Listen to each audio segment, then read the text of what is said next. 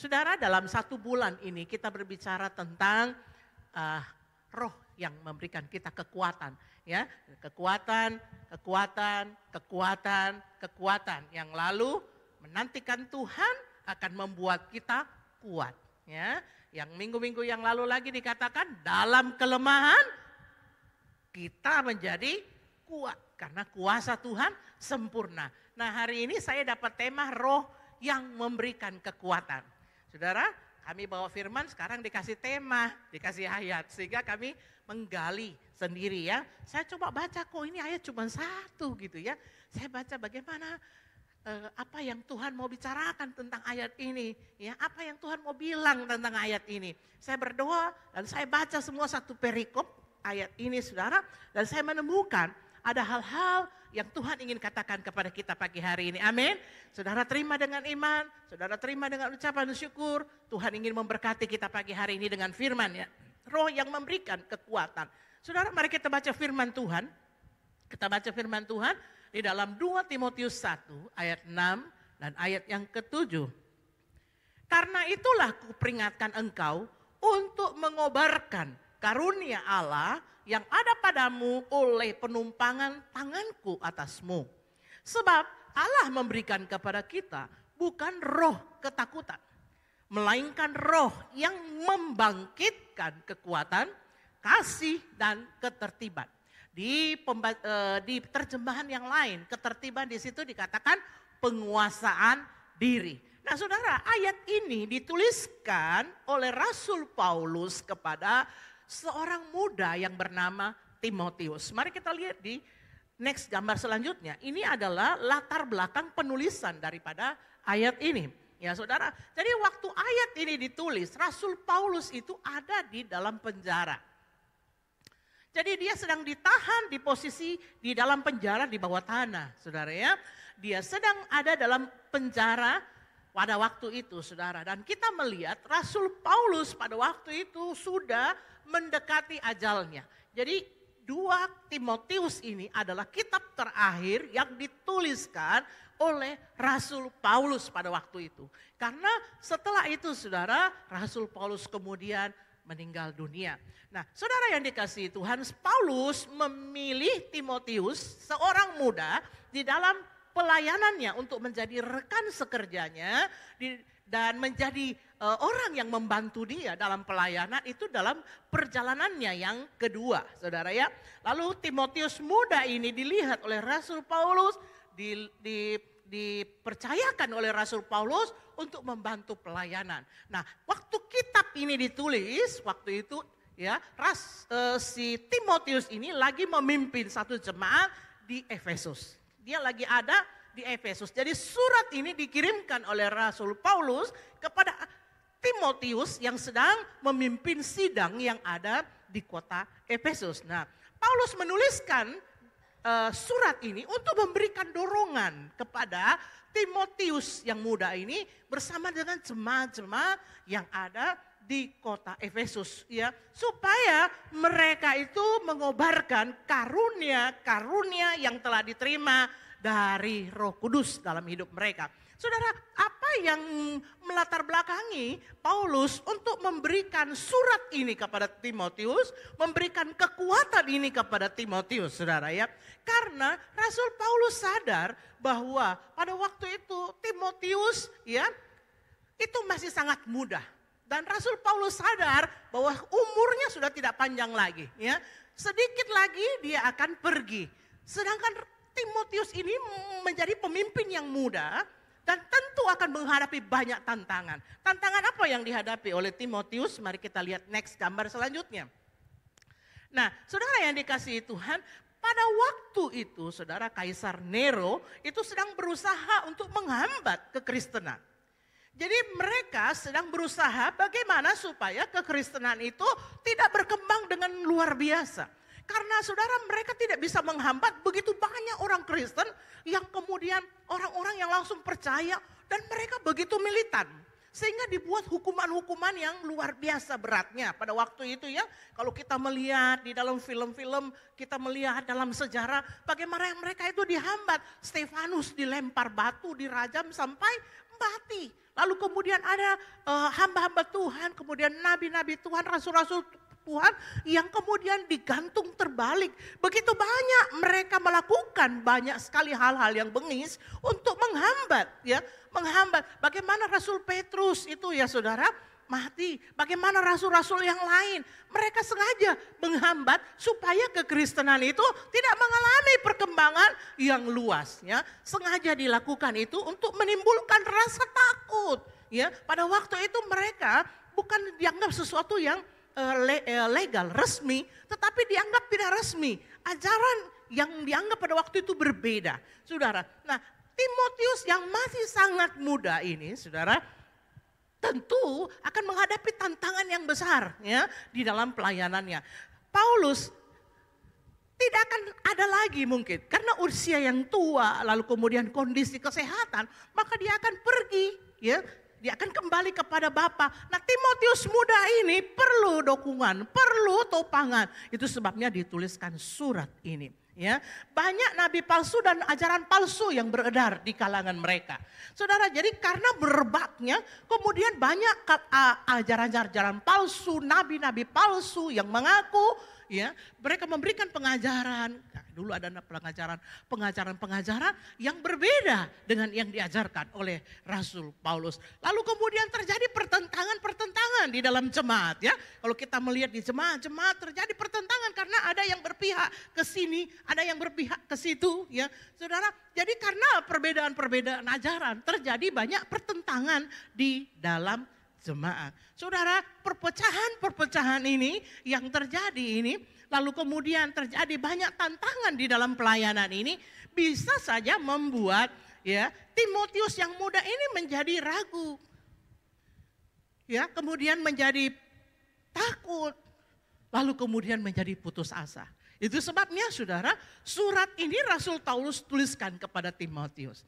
Saudara, surat yang dituliskan oleh Timotius ini, Rasul Paulus kepada Timotius ini bukan hanya untuk Timotius pada saat itu, tapi juga untuk kita saat ini. Ya, untuk kita saat ini, kita sedang menghadapi masa yang sama yang dihadapi oleh Timotius. Tantangan-tantangan yang kita hadapi mungkin bentuknya berbeda, ya. Pada waktu itu bentuknya berbeda, tetapi sebagai manusia, sebagai seorang pribadi, sebagai orang kerja, sebagai hamba Tuhan, sebagai pelayan, kita menghadapi banyak tantangan-tantangan dalam kehidupan kita. Jadi surat yang ditulis ini bukan hanya untuk Timotius pada zaman ini, tapi juga bisa memberkati kita di zaman sekarang ini. Saudara yang dikasihi Tuhan. Nah, ada dua nasihat Rasul Paulus yang besar yang diberikan kepada Timotius yang ada pada waktu itu dan juga menjadi nasihat buat kita zaman ini yang sedang mengalami banyak tantangan, banyak rintangan dalam kehidupan kita. Yang pertama, next gambar selanjutnya, nasihat Rasul Paulus berkata, kamu jangan takut. Ya, jangan kamu takut.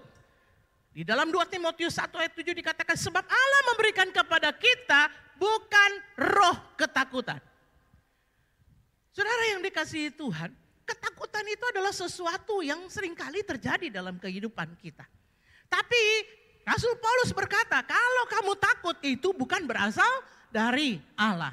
Dari mana sebenarnya ketakutan itu, saudara, ya? Nah, kita membaca di dalam Kejadian 3 ayat 10 dikatakan, Adam menjawab Allah, ketika aku mendengar bahwa engkau ada dalam taman ini, aku menjadi takut. Alkitab mencatat rasa ketakutan, emosi ketakutan pertama kali terjadi dalam kehidupan manusia ketika manusia itu jatuh di dalam dosa. Rasa ketakutan karena apa? Karena telah berdosa. Karena telah melanggar firman Allah. Saudara, Alkitab jelas mencatat bahwa ketakutan itu bukanlah dari Allah, tetapi dari iblis yang mengintimidasi kehidupan kita. Ketika manusia pertama jatuh di dalam dosa, yang ada adalah rasa takut.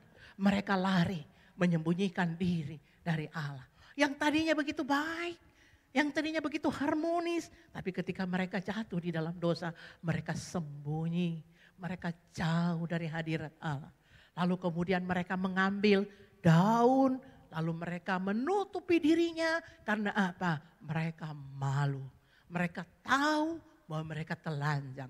Saudara, rasa ketakutan, rasa malu, itu saudara adalah sesuatu intimidasi, sesuatu yang ditanamkan oleh iblis dalam kehidupan kita. Ya, ada banyak penyebab rasa takut, saudara.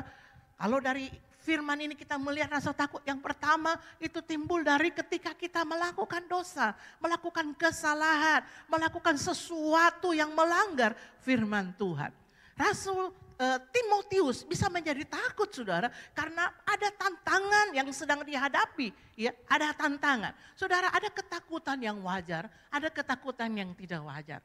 Ketakutan yang wajar adalah ketika ada sesuatu yang mengancam dan kita menjadi takut. Itu Rasul Timotius, ya, Timotius mengalaminya. Ketika ada tantangan, ada ancaman, sesuatu yang mengancam kita, kita menjadi takut. Itu adalah sesuatu ketakutan yang biasa, saudara. Tapi juga ada ketakutan-ketakutan yang tidak biasa. Ya, saudara, ketakutan-ketakutan biasa gitu. Kalau kita pulang, kita takut. Kayak Ibu Ivo, dia pulang ke Barombong. Nah, kalau dia udah kemalaman, dia nggak lewat di jalan Barombong belakang. Dia pasti lewatnya di Goa. Karena di Barombong sekalipun lebih dekat, tapi jalanannya sepi. Ya, takut ada apa itu namanya di tengah begal, di tengah jalan misalnya ya. Jadi dia lebih memilih untuk jalan muter jauh di Goa daripada dia lewat belakang karena jalanannya sepi. Itu ketakutan biasa ya, ketakutan biasa, ketakutan karena ada sesuatu yang mengancam kehidupan kita. Tapi juga ada ketakutan-ketakutan yang tidak biasa. Ya, ada orang yang takut kucing misalnya, ada orang yang takut cicak misalnya ya, ada orang yang takut apalagi takut bukan geli tapi memang takut gitu saudara ya. Ya ada orang yang takut naik pesawat gitu saudara ya. Saya punya adik, dia takut naik pesawat ya. Jadi ketika adik kami yang perempuan menikah di Jakarta, kami semua berangkat naik pesawat, dia naik kapal laut gitu ya saudara. Dia ada uang naik pesawat, tapi dia nggak berani naik pesawat. Jadi dia naik kapal laut saudara ya. Jadi kami sudah 2 hari di Jakarta, dia baru tiba saudara ya. Terus kami pulang, kami sudah berangkat, dia juga 2 hari di kapal baru tiba di kota Makassar. Betapa repotnya saudara ya. Sampai adik saya yang satu bilang begini, saya kasih minum kok obat tidur, baru saya angkat kau naik ya. Daripada kau naik kapal laut gitu ya. Begitu lama dia takut naik pesawat. Saya kurang tahu ya saudara, ketakutan mungkin karena trauma ya. Ada sesuatu yang menjadi trauma, ada kejadian-kejadian yang membuat dia menjadi takut, membuat dia menjadi traumatis sehingga apa? Ketakutan itu ada. Ada kecemasan saudara ya, kecemasan akan sesuatu ya. Jadi pemikiran-pemikiran, ketakutan-ketakutan akan masa depan. Sesuatu yang kita takutkan, itu firman Tuhan bilang adalah kekhawatiran ya. Seorang ibu dia bilang bagaimana nih anak saya nanti, bagaimana masa depannya, siapa pasangan hidupnya, bagaimana nanti, apakah dia akan mendapatkan pasangan yang baik. Tolong doakan Pak Pendeta supaya dia mendapatkan pasangan yang takut akan Tuhan. Lalu Pak Pendeta bilang, iya kami bantu doa ya Bu. Anaknya sekarang usia berapa? Masih TK Pak Pendeta gitu ya. Masih TK udah diminta didoakan supaya dapat pasangan. Oh saya kira sudah kuliah Ibu, ternyata masih TK gitu ya. Masih TK sudah dibukan berarti nggak boleh, boleh juga. Tapi kalau itu didorong, mendoakan itu boleh. Tapi kalau itu didorong oleh perasaan yang takut, khawatir yang berlebih, itu yang nggak sehat, saudara ya. Itu yang nggak sehat. Nah saat-saat seperti ini banyak sekali di antara kita, banyak juga ibu-ibu yang mengalami ketakutan. Ketakutan. Saudara, orang berita di mana-mana ekonomi susah, ini susah, jadi takut. Firman Tuhan bilang, Tuhan tidak pernah memberi kita roh ketakutan. Jadi kalau ada roh ketakutan di dalam diri kita, perhatikan bahwa itu bukan dari Tuhan. Pasti ada sesuatu yang iblis tanamkan yang membuat kita menjadi takut. Timotius, kamu jangan takut sekalipun ada ancaman, ya.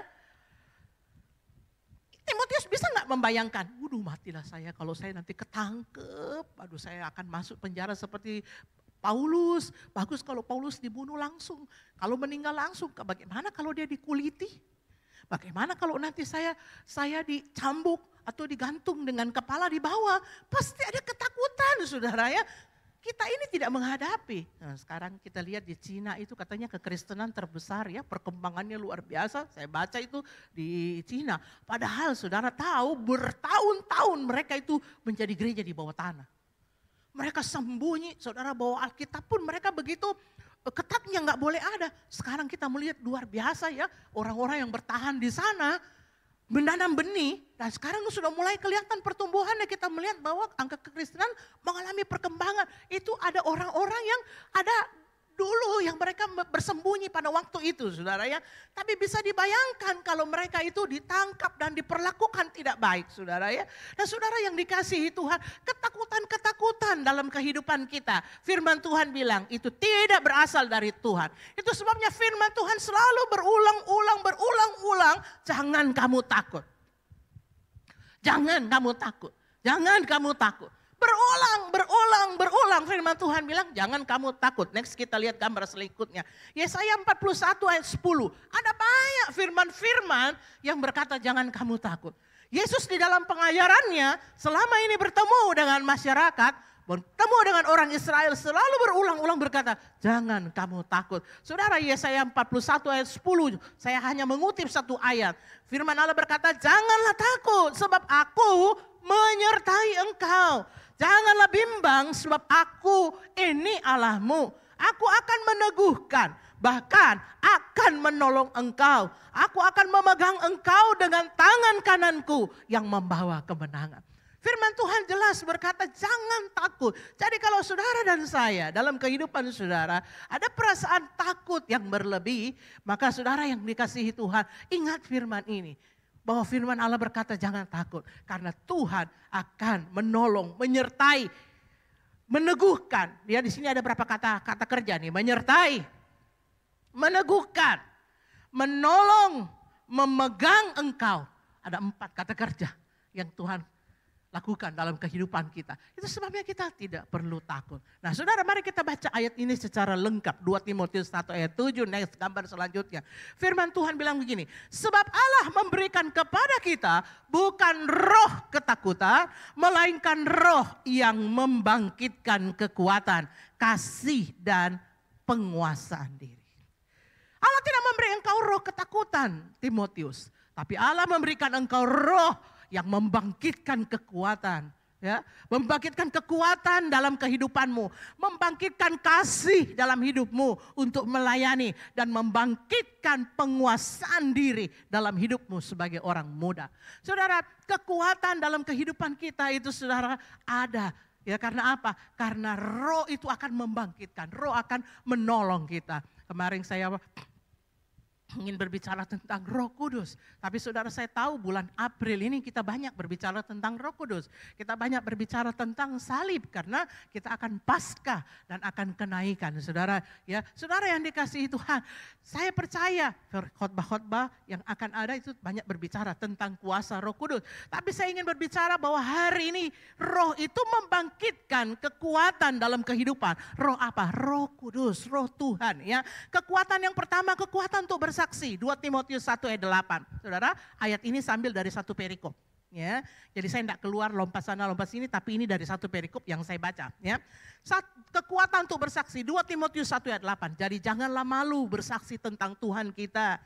Janganlah malu karena aku seorang hukuman karena Dia, melainkan ikutlah menderita bagi Injilnya oleh kekuatan Allah. Saudara, Roh itu akan memberikan kekuatan untuk bersaksi.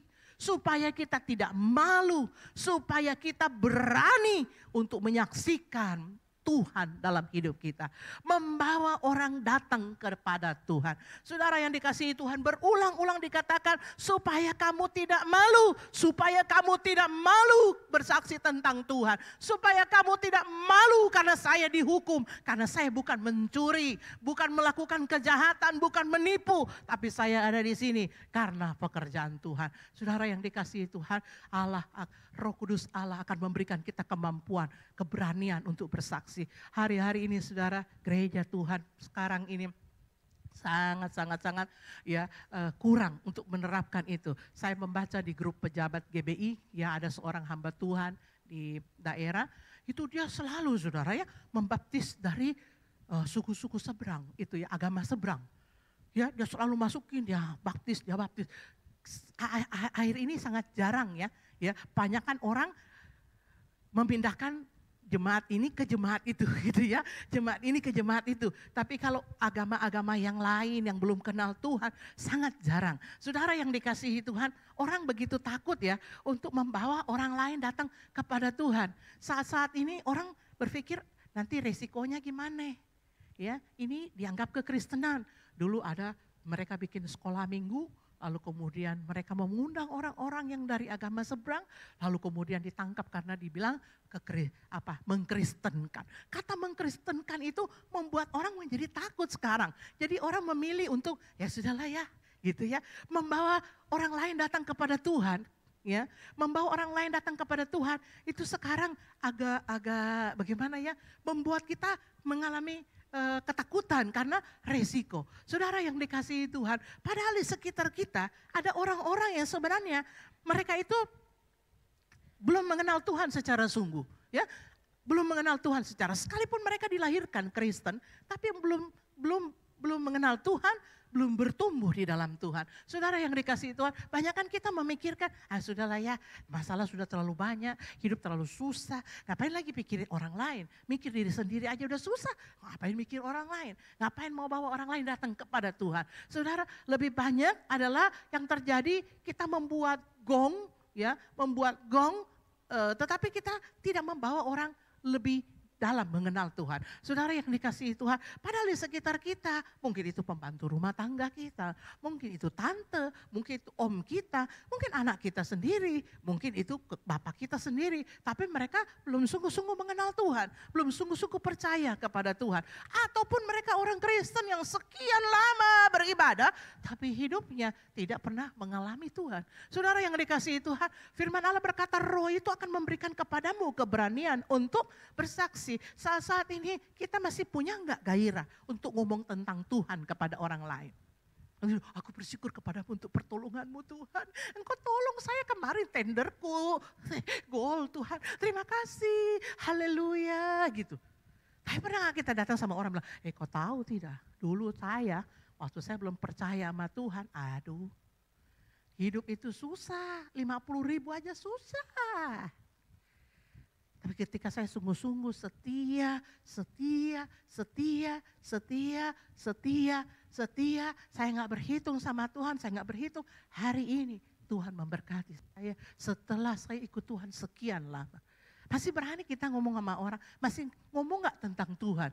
Ayo kita cerita tiap kali kita duduk di kafe, kita sedang bergaul sama teman kita, apa yang kita cerita? Masih berani gak kita bercerita tentang Tuhan kita?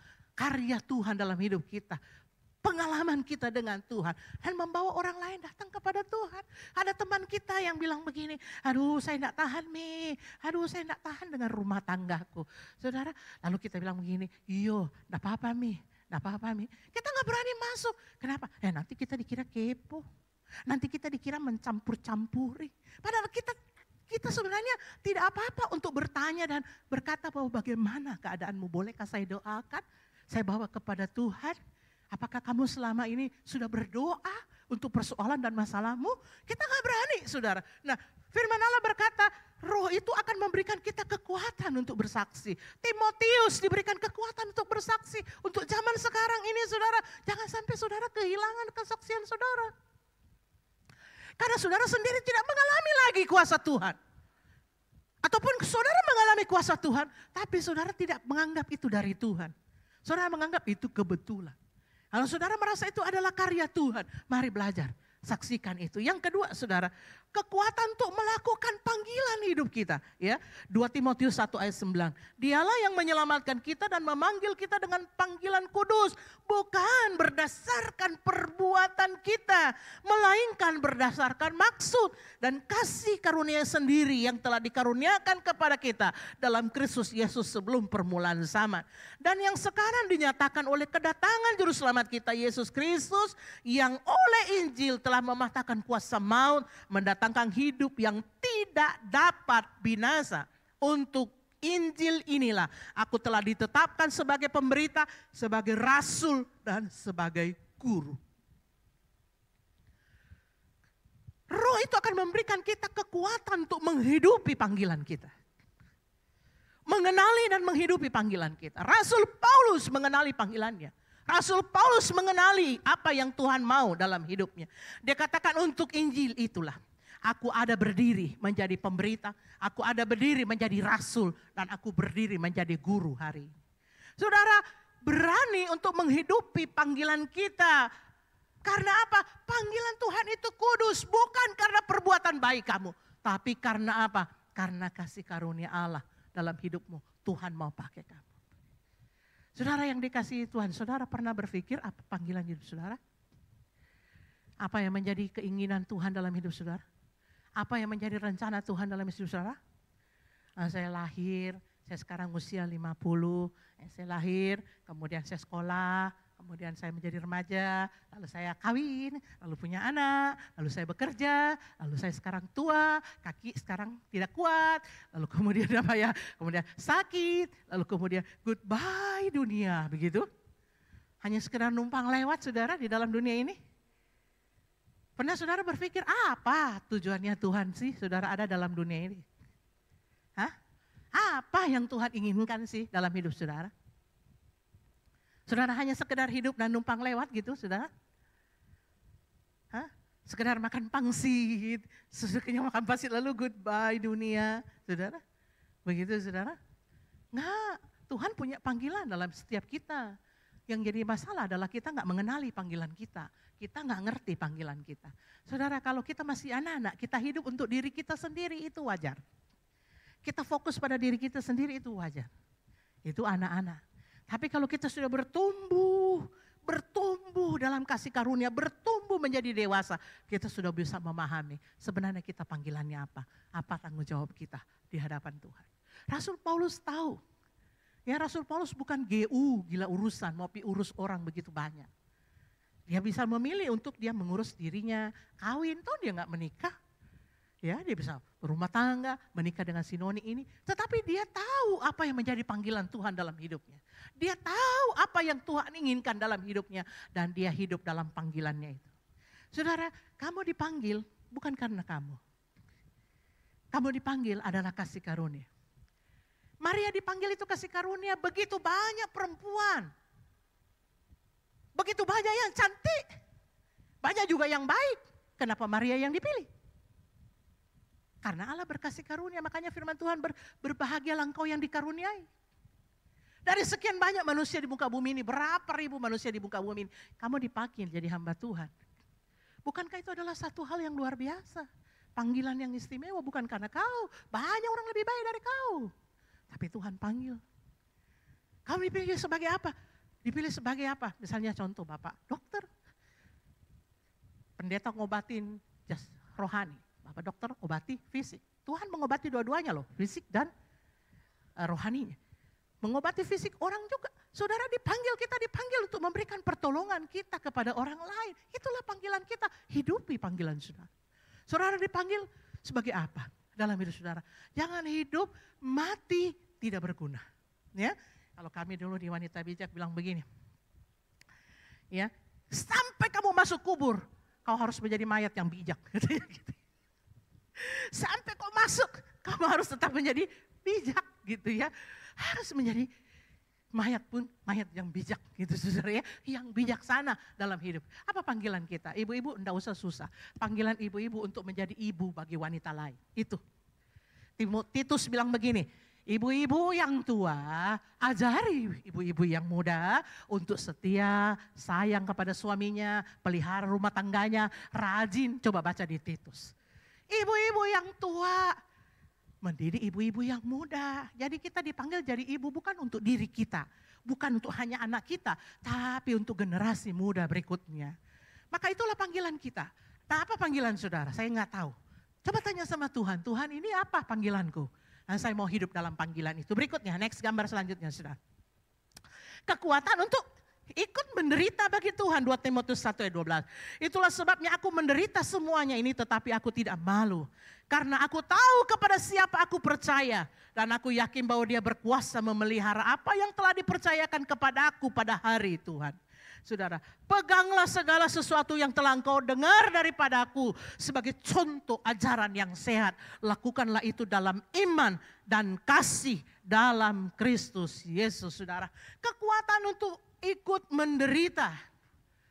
Kalaupun kita harus melakukan panggilan itu dan kita harus membayar harga untuk panggilan itu. Firman Allah berkata, Roh akan memberikan kita kekuatan untuk ikut menderita bagi Kristus.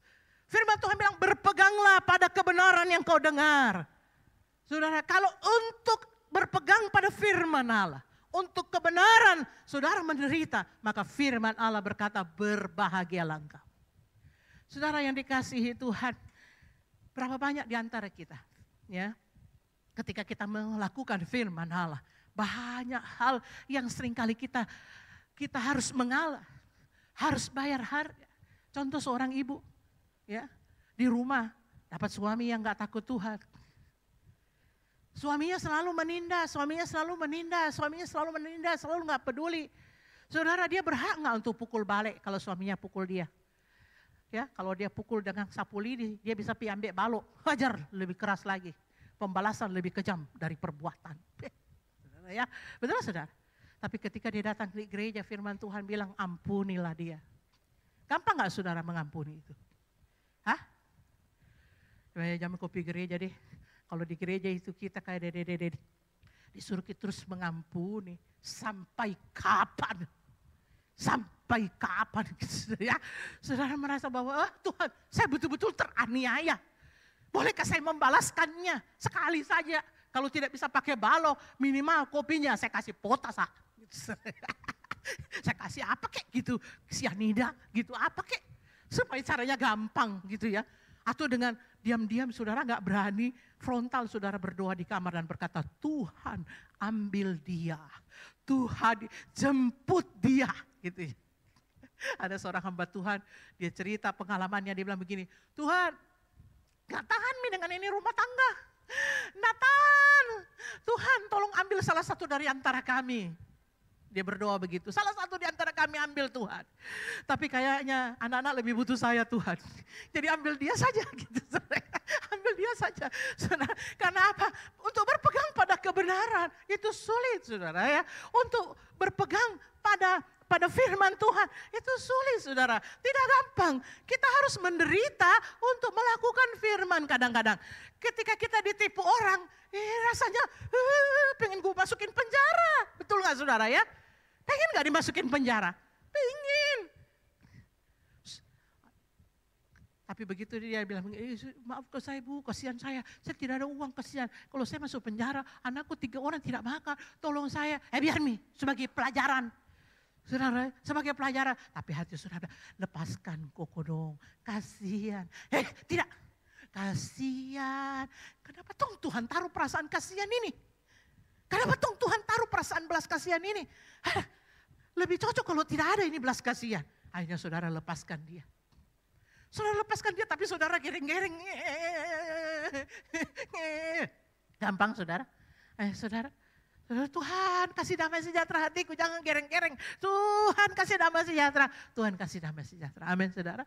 Untuk melakukan kebenaran firman Tuhan tidak bisa dengan kekuatan kita. Saudara ya, nah setia dan sabar, tetap berharap kepada Tuhan, berpegang pada ajaran yang sehat. Jangan pada ajaran yang gak benar.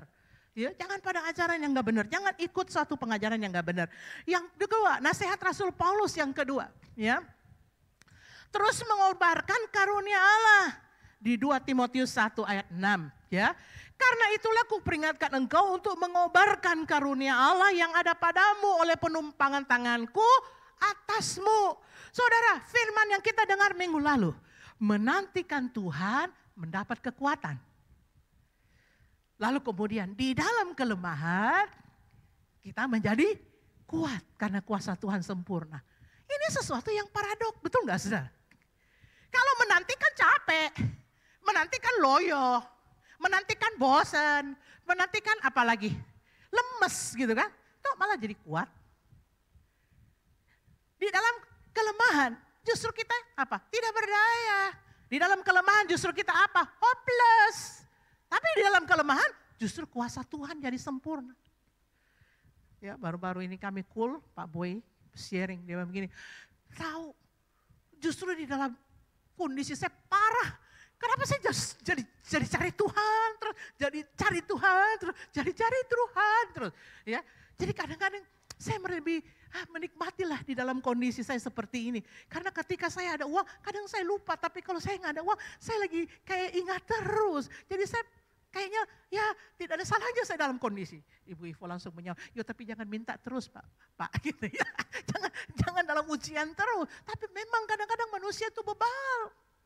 Kalau dikasih yang baik, lupai. Terpaksa Tuhan kasih yang tidak baik. Ada orang jalan di bawah, dipanggil-panggil Ki. Panggil-panggil Ki. Enggak mau. Dilemparkan uang 100.000. Dia lihat itu ada uang, diambil Ki, dia jalan, dia enggak balik. Sekali dilempar kaki batu dari atas, plak, langsung, coba di atas, gitu ya. Menengok ke atas, kadang dilempar ki batu, benjol ki saudara ya. Terpaksa dia lihat, karena Tuhan itu kasih kita uang, kita nggak mau berpaling, dikasih sisa batu, supaya kita balik. Saudara, ini adalah sesuatu yang paradoks. Sesuatu yang bertentangan kalau kita lihat begini.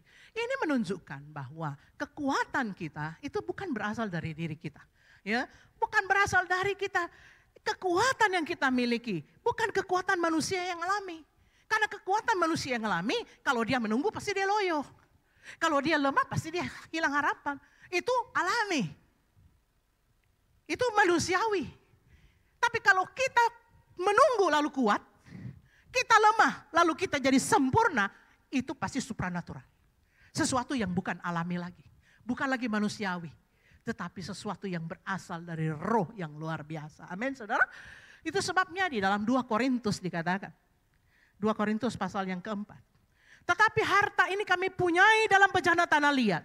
Supaya nyata bahwa kekuatan yang melimpah-limpah itu berasal dari Allah. Bukan dari diri kami. Saudara yang dikasihi Tuhan. Jadi intinya saudara. Rasul Paulus ingin kasih tahu sama Timotius. Timotius. Kobarkan kau itu karunia Allah yang kau dapatkan lewat penumpangan tangan. Kobarkan kau itu Roh Kudus ya yang kau dapatkan.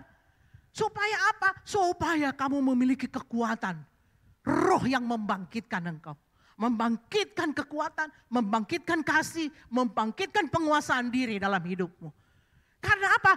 Tanpa itu kamu tidak bisa bikin apa-apa. Karena bukan dirimu, bukan kekuatanmu. Tapi roh yang ada di dalammu itulah yang memberikan engkau kekuatan. Saudara, apapun dalam hidup saudara, banyak hal yang tidak bisa saudara selesaikan dengan kekuatan saudara. Dengan kepintaran saudara, dengan harta milik saudara. Ada hal-hal dalam hidup ini yang saudara bisa selesaikan hanya dengan Tuhan. Saudara. Dan semua hal dalam hidup ini kita dapat selesaikan dengan Tuhan. Saudara, jadi saudara yang dikasihi Tuhan, harta ini kami miliki dari tanah liat. Tanah liat itu apa sih? Ini tanah liat kalau di dalam Israel itu ada tempat untuk menaruh apa? Minyak. Ada tempat untuk menaruh barang. Dikatakan barang itu ditaruh di situ. Anggaplah itu emas 3 kilo ditaruh di dalam itu. Saudara, kalau ada emas 3 kilo di dalamnya, itu berharga atau tidak berharga? Saudara mau taruh di emperan, pasti saudara taruh di lemari. Bukan karena bejananya, tapi karena apa? Karena emas 3 kilo di dalamnya. Betul nggak saudara? Saudara yang dikasihi Tuhan, kekuatan kita dari Roh Kudus itu seperti emas 3 kilo yang ada dalam diri kita. Kita ini manusia lemah, gampang rapuh, gampang kita binasa. Umur 80 aja udah mati kita. Tapi kekuatan dari Allah itu tidak pernah berhenti. Kekuatan dari Allah itu ada dalam diri kita. Itu sebabnya firman Tuhan berkata, Rasul Paulus mengingatkan Timotius, kobarkan itu panggilan. Kobarkan itu karunia, karunia, kobarkan. Pada waktu kita datang doa pengurapan saudara, setiap bulan. Ya, kita bukan minta Roh Kudus keluar masuk dalam diri kita, bukan. Tapi ketika kita diurapi, kita diingatkan kembali bahwa dalam diri kita ada kuasa Roh Kudus yang memampukan kita untuk berdiri. Ada otoritas Tuhan dalam diri kita. Ada kekuatan yang supranatural dalam diri kita. Manusia biasa kita lemah, tapi Tuhan yang di dalam kita lebih besar. Firman Allah berkata roh di dalam kamu lebih besar. Yang terakhir saudara. Firman Allah berkata next gambar selanjutnya. 2 Timotius 1 ayat 14. Sambungannya ya, yang dari 2 Timotius 1 6, 7, 8, 9, terus sambungan sampai tutup di 14. Peliharalah harta yang indah yang telah dipercayakannya kepada kita oleh Roh Kudus yang diam di dalam kita. Amin saudara. Pelihara. Ya, ada satu ayat di dalam 1 Tesalonika 5 ayat 19 berkata, jangan padamkan roh. Saudara, roh bisa padam enggak? Hah? Bisa padam enggak? Firman Tuhan bilang jangan padamkan. Artinya bisa apa? Bisa padam. Ya, maka kita perlu apa? Mengobarkan. Supaya tetap menyala. Terus mengobarkan. Supaya api di dalam diri kita terus menyala. Terus menyala. Bagaimana caranya supaya terus menyala? Isi dengan minyak.